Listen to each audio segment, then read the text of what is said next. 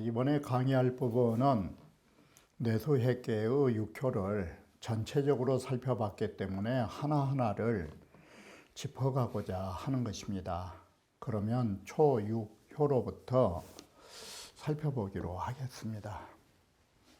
초6이라 하는 것은 무근이라고 해서 그 자체에 할 말이 없는 것입니다. 그래서 왜 그러느냐, 해라고 하는 이 자체가 이미 풀렸다라는 걸 전제로 하기 때문에 이렇게 풀린 처음에는 뭐 더 이상 할 말이 없는 것입니다. 그래서 난기해요. 나는 어려움은 이미 풀려버렸고, 그리고 유로서 아래에 있어서 위로 정응이 있으니 무슨 잘못이 있을 수 있겠느냐고, 바로 이런 입장에서 그 점이 더 이상 말이 필요 없다라고 생각하시면 되는 것입니다.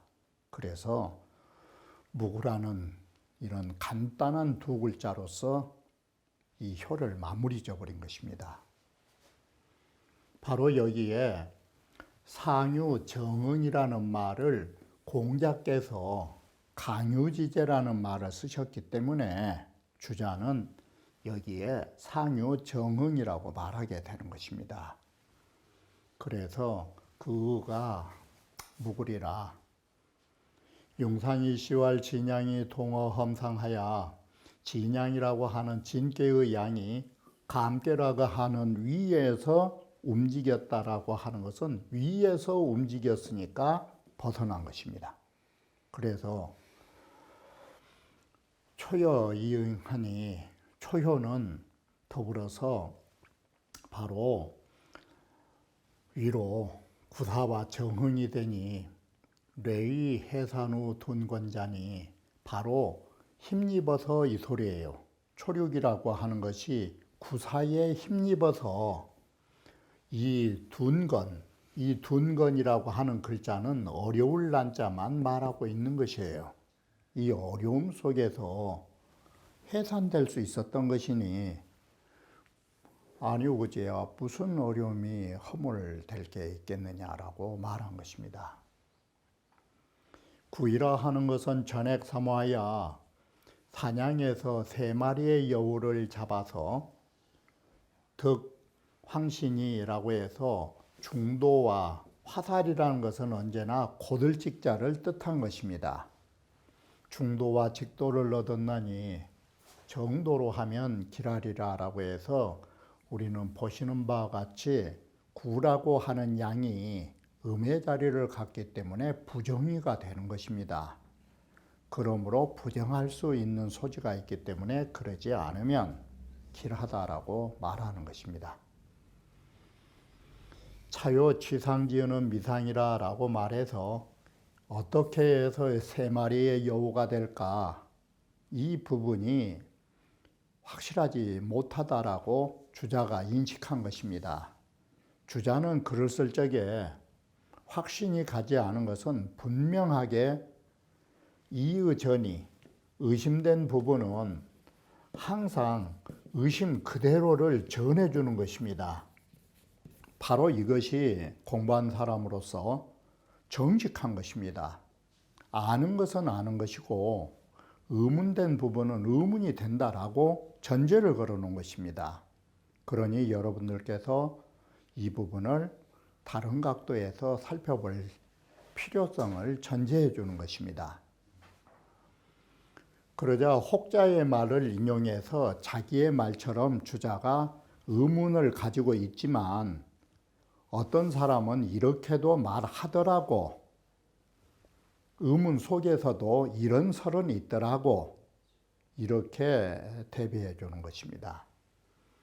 괴는 모두 사음인데 유고라고 하는 군의를 제외하면 나머지 삼음이라고 하는 자체가 삼호지상이 나온다. 이게 물론 상육과 같은 것은 상육의 그 효에 해당해서 보면은 조금도 나쁜 효가 아닌 것입니다. 그러나 구이의 입장에서는 음이라는 그 통칭으로 여우라고 지칭할 수 있는 것입니다. 이런 입장에서 삼호라고 하는 것을 말할 수 있다라고 가진 것입니다. 대저 이 효는 복전지 길점이라고 하는 것이 뭐냐면 옛사람들은 사냥을 나갈 때 점을 쳤던 것입니다.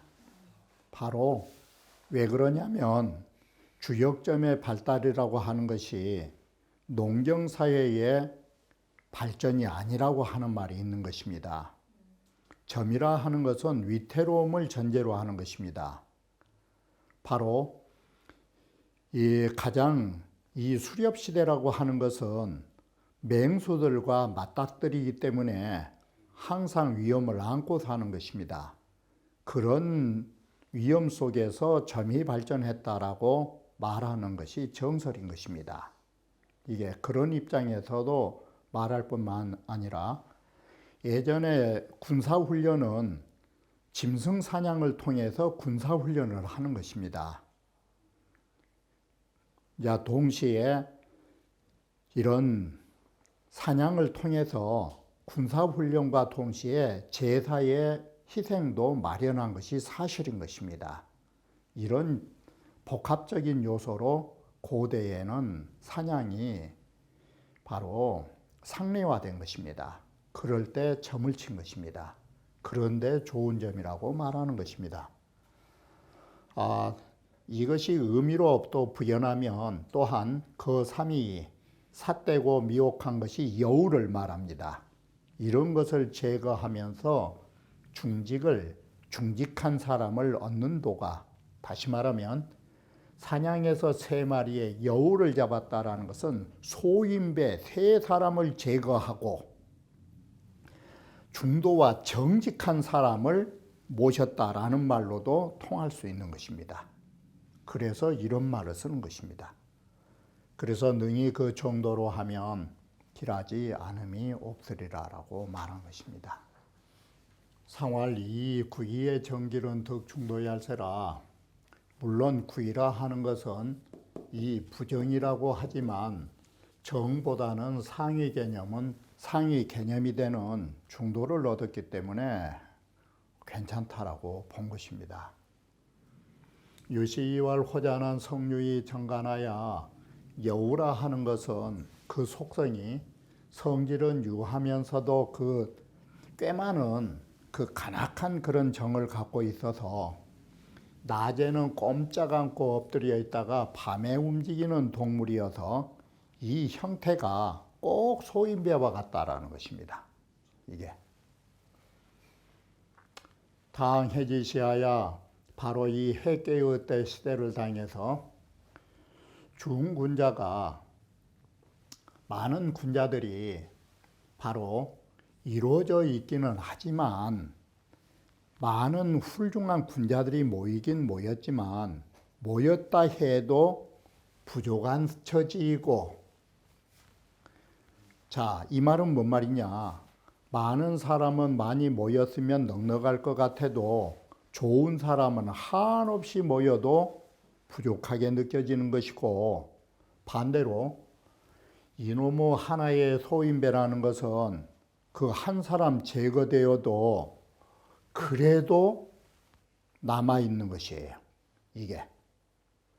그러기 때문에 안 되는데 하물며 여우 3마리가 있다라고 하면 이게 어떻게 될 거냐고. 1마리가 남아있어도 안 될 일이거늘 이 소리인 것입니다. 이 말은 다시 말하면 여우 1마리만 남아있어도 많이 남아있다라고 여겨지는 것인데 하물며 3마리나 남아있으면 오죽하겠느냐고.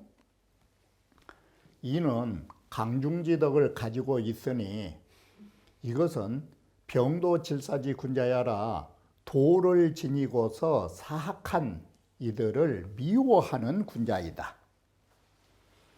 그러므로 능히 삿되고 아첨하는 소인배들을 제거하고 반대로 이런 소인배를 제거하고 반대로 중도와 정직한 바른 선비를 등용하는 것입니다. 바로 이것이 사냥에서 3마리 여우를 잡고 반대로 노란 화살이라고 하는 중직을 얻은 상이 되는 것입니다. 이것은 바로 신하에게 있어서 거조지 정이라고 하는 것이 등용할 사람 등용하고 버려야 할 사람 버리는 바로 정도라 하는 것이니, 이렇게만 하면 조정이 맑아지고 천하가 다스려질 것이니 이것이 길한일이라고 말한 것입니다. 가장 문제가 된 효로는 육삼이라고 하는 것이 바로 음이 양자리를 가다 보니까, 이 말은 우리가 글을 안 봐도 음이라고 하는 음흉한 자가 삼이라고 하는 높은 자리에 있다 보니까 가만히 있지를 못한 것입니다. 이 말은 음이라고 하는 것이 지위까지 하계의 위에까지 올라갔기 때문에 좋지 못한 대로 힘을 쓸 수밖에 없는 것입니다.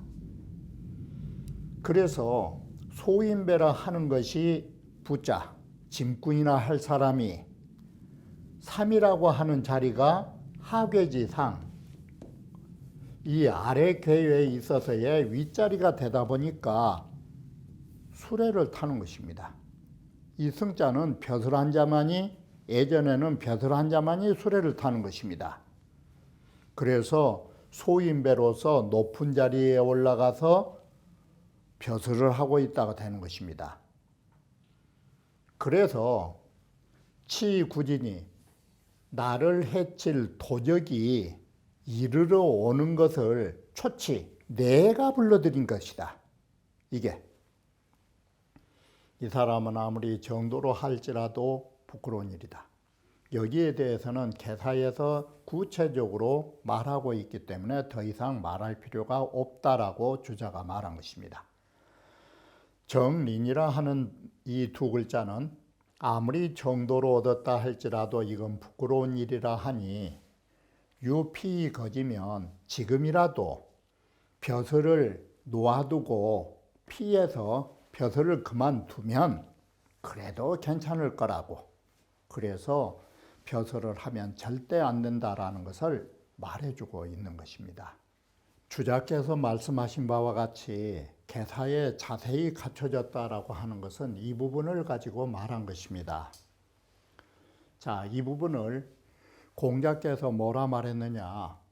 자왈 자격자 기지도헌저, 이 주역을 쓰신 분은, 이렇게 주역을 저작하신 이분은 도적이 어떻게 만들어진가에 대한 그 원리를 참으로 잘하신 분이라고.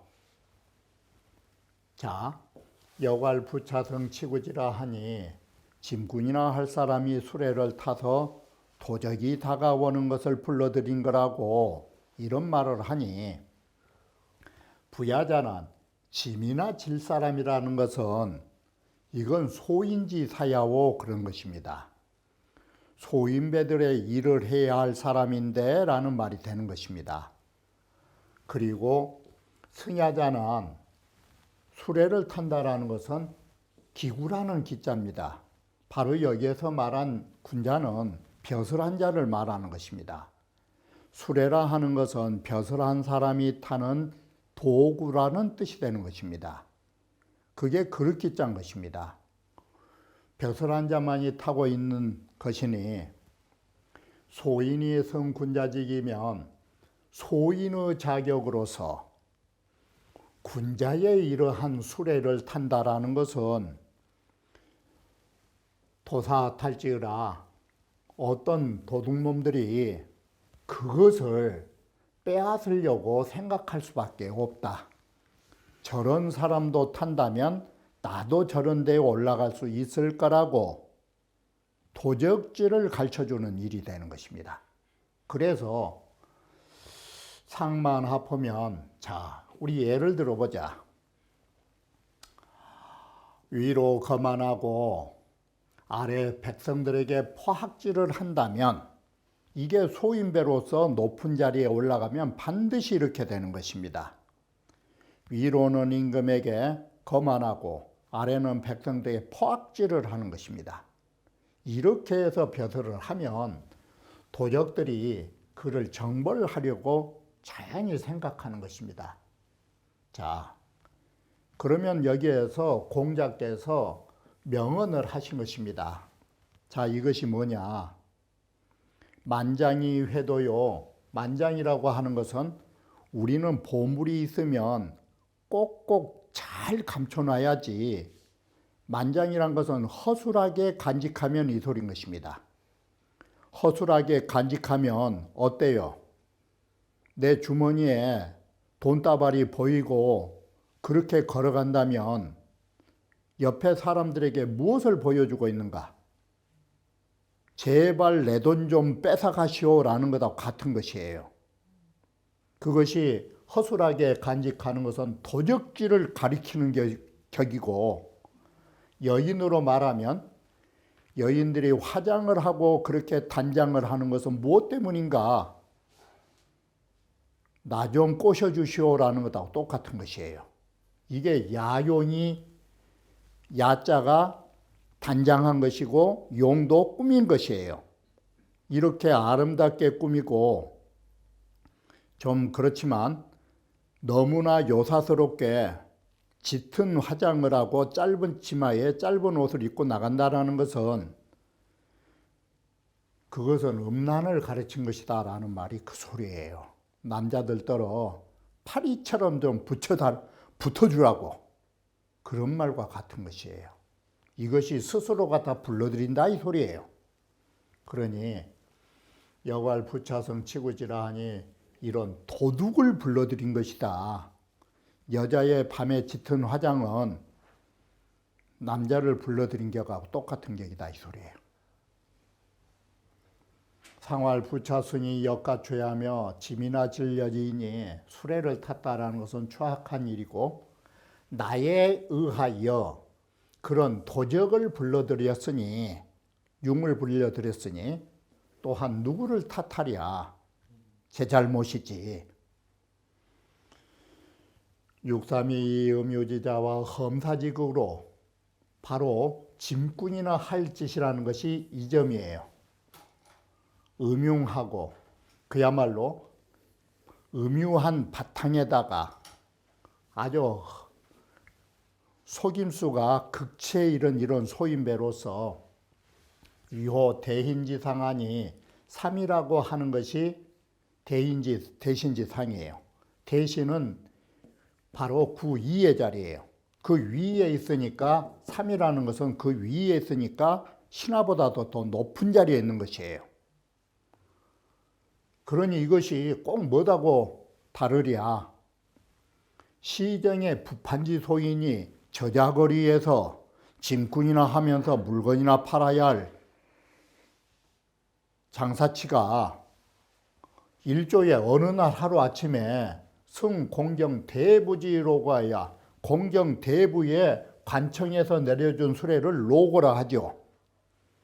조정에서 내려준 수레를 타고서 가마이행어 대교와 말을 멍에를 채워서 큰 길을 달리는 것과 하이 그 무엇이 다르겠느냐고. 이게 벼슬할 수 없는 장사치가 어느 날 하루아침에 공경대부의 수레를 타고 거리를 활보하는 것하고 뭐가 다르냐고. 이게 부차성이에요. 이것은 절이 참상지 심자야라 그 자리를 도적질하고 위로 참남하는 매우 심한 자이다. 그러니 숙불 수박이 주질이요 어느 누가 부끄럽게 여기고 하찮게 여기고 추하게 여기지 않으리요. 수정이나 유리니온 아무리 정도로 할지라도 부끄러운 일인데 하물며 부정한 것이야. 치구야 필요로다. 그는 도적을 불러들인다는 것은 필연의 일이다. 이게 바로 도적을 불러들인 것은 누구냐? 바로 육삼 그 자신인 것이다. 도적이 이르러 와서 그 난을 그러면 이 소인배라는 것은 자기만 당하면 좋은데 문제는 일을 일으켜 놓으면 그 어려움을 겪게 된 사람은 불효육삼야라 육삼뿐만 아니라 온통 나라가 뒤죽박죽 되는 것이에요. 이 한 사람 때문에. 그래 역사적 예로 보면 자 조고라고 하는 진시황의 내시라는 이 작자가 진나라에 참남한 짓을 해가지고 결국은 의병을 불러들였다가 진승이가 처음으로 진승과 오광이라고 하는 사람, 이 진승과 오광이라고 하는 사람이 최초로 반기를 든 것이에요. 진시황에게. 이러한 의병을 불러들이고 이렇게 진승과 오광이라고 하는 사람이 점점 이르러 옴으로써 그 다음에는 황후라든지 황고조라든지 이런 사람이 벌떼처럼 의병이 난 것이에요. 그래가지고 바로 이렇게 온갖 의병이 일어나니까 조고는 어땠느냐. 조고만 죽으면 좋은데 진나라와 함께 온 나라가 함께 망했다. 그러면 이 역사가 여기만 있느냐. 삼국지가 시대에 시작하는 후한 시대도 마찬가지예요. 후한 마렵에도.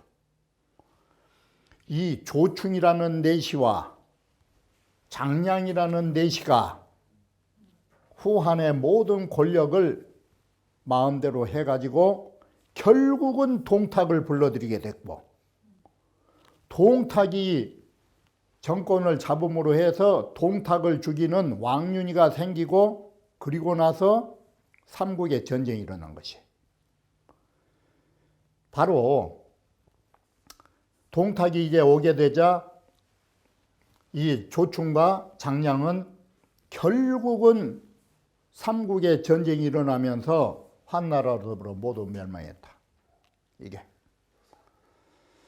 도사탈진이 이렇게 해서 도둑놈들이 이것을 그 자리만 뺏어간 게 아니라 나라까지 망쳐버린 거예요. 그러니 육삼은 그 누구를 탓하랴. 바로 해계회에 있는 군신들은 기면도원자 이런 도둑놈들을 발을 붙이지 못하게 면하게 해야 할 것인져. 가히 이러한 점을 우리가 두려운 마음으로 조심하지 않을 수 있겠느냐고. 이러한 역사를 볼 적에 이 육삼이라고 하는 소인배의 화는 일신의 죽음에 그치지 않는다라고 말하는 것입니다. 구사라 하는 것은 너의 엄지발가락이니까 우리는 항상 이 엄지발가락은 아래에 있는 자를 말했던 것입니다. 그래서 구사가 아래에 있는 초륙을 풀다라는 것은 버려버린 것입니다. 초륙과의 관계를 벗어 던져버린 것이 해임입니다. 그러면 붕지하야 바로 또 다른 친구들이 찾아와 가지고 우리는 서로 믿게 되리라. 자, 무라는 것은 초여인 초륙을 말하고 초여 사는 개 부득이 모두 정의를 얻지 못했어요. 그러면서 상응하니 응지불의정자라, 다시 말하면 쉽게 표현해 보면 부정으로 상응한 자다 이 소리예요. 응하기를 정도로 하지 못한 자이다. 그러나 사는 양이요 초는 음이어서 그 유가 다르다. 음양의 유가. 양능 해이 이거지면 만약에 능이 이것을 초효를 버려버리고 풀어서 버려버리면 군자의 친구들이 양의 친구들이 이르러서 서로 믿음을 가지고 함께 할 수 있을 거라고 말한 것입니다. 상활해이무라 하는 것은 바로 정의가 아니기 때문이다. 서로가. 진제서시와 붕이라고 하는 것은 진제서시는 이효를 말했어요. 사여이는 모두 강하기 때문에 바로 초륙을 버리면 구이하고 함께 할 수 있다 이렇게 본 것이에요. 초여 사는 개 부득기 상응이니 초도 잘못되고 사도 잘못되고 그래 서로 서자예요. 모두가 잘못된 거라고. 연이나 사양이란 끝내 양이기 때문에 선한 유이고 음이라고 하는 것은 바로 선한 유는 아니에요. 도불동이면 도가 같지 않으면 이는 초여는 마땅히 풀어야 할 자라는 것은 버려야 할 자예요. 그리고 사 역시도 거의 능히 해라는 것은 초육을 버릴 수 있는 그런 바탕이 있어요.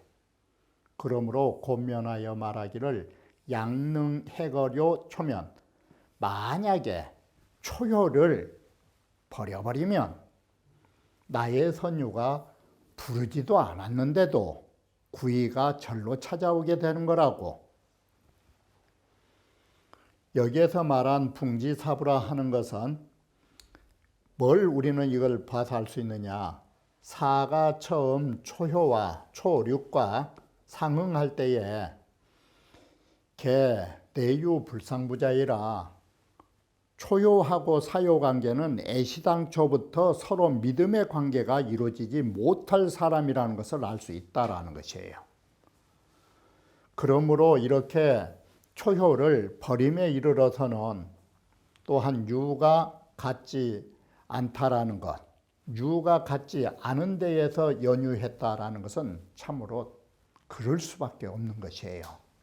우리는 이런 입장에서 버려야 할 사람은 버리고 얻어야 할 사람을 찾아야 한다라는 거. 그렇다면 구사에 있어서의 해자는 어떤 뜻이냐? 1차적으로 보면 사람을 버린 것이에요.